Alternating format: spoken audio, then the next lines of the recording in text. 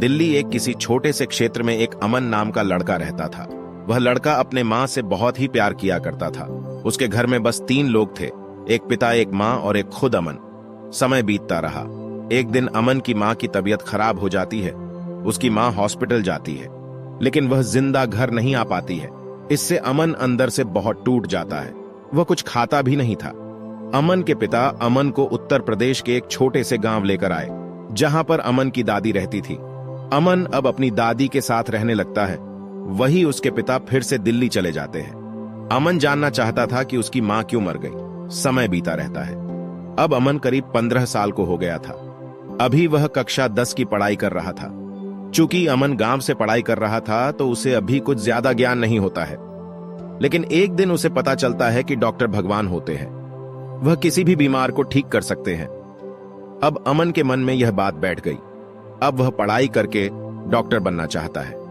वह इस बात को अपनी दादी से कहता है और दादी यह बात अमन के पिता से बताती है।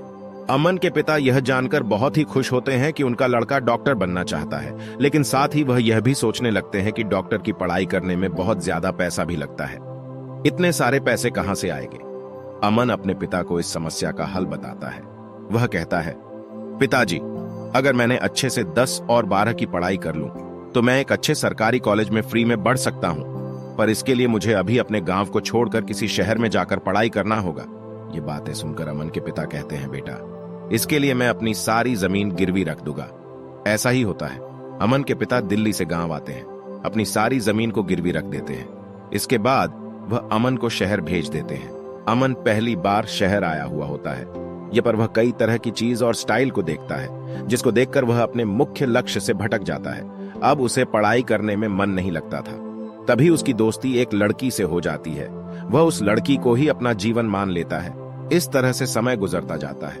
एक दिन अमन के पिता का फोन आता है। अमन के पिता बोलते हैं, बेटा, तुम कैसे हो? अमन कहता है कि मैं ठीक हूं। इसके बाद अमन के पिता पूछते हैं, बेटा, पढ़ाई कैसी चल रही है? इस पर वह झूठ बोलता है और कहता है, बहुत अच्छी चल रही है। उसकी कक्षा 10 का परिणाम आता है, जिसमें वह फेल हो गया था। यह देखकर वह अंदर से काफी उदास होता है, लेकिन उसकी उदासी तब बढ़ जाती है जब उसकी वही दोस्त उससे दोस्ती को खत्म करना चाहती थी, जिसके लिए उसने अपनी पढ़ाई को खराब किया था।